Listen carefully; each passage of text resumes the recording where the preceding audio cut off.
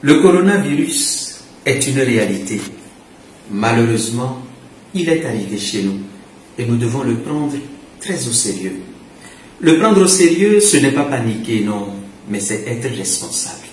Cette responsabilité consiste d'abord à observer les mesures de prévention qui sont préconisées, notamment nous laver les mains à l'eau et au savon, porter le masque de protection, éviter les gestes physiques, les contacts physiques, éviter de tousser dans la main ou dans un mouchoir, mais lorsqu'on sent venir la toux, peut-être tousser dans le coude comme on dit.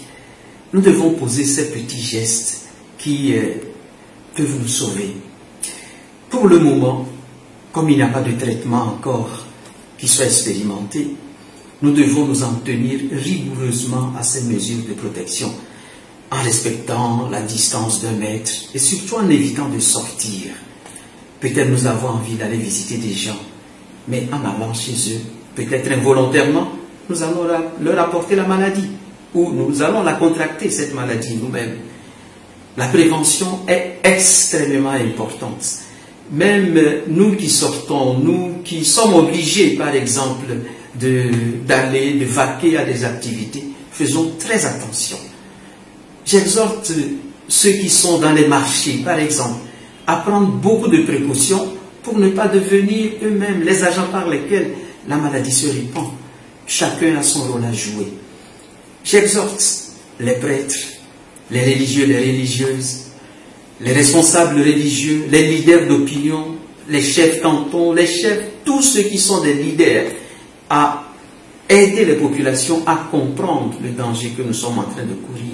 Que chacun fasse sa part pour éviter que cette propagation ne nous atteigne tous.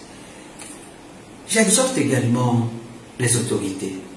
Puisque nous devons porter des masques, il faut que ces masques soient disponibles.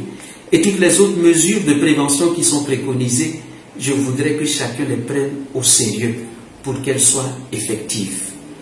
Malheureusement, à cause du coronavirus, nous avons dû laisser tomber les célébrations en présence des assemblées pour un temps.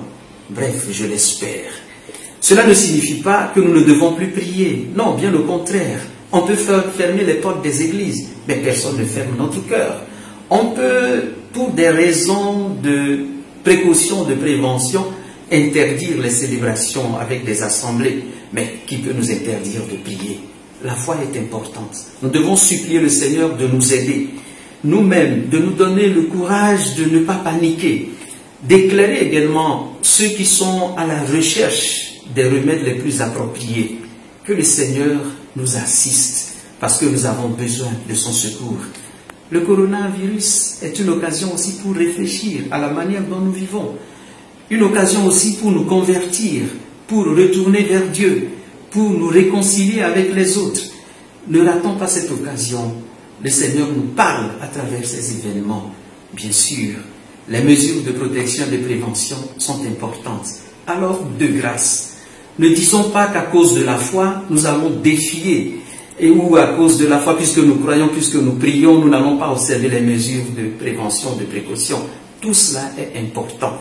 Le Seigneur nous aide, bien sûr, mais également prenons notre part de responsabilité. C'est très sérieux que chacun s'investisse pour que le coronavirus ne passe pas par lui pour se répandre dans le monde. Prenons-le très au sérieux. Que la grâce de Dieu nous aide.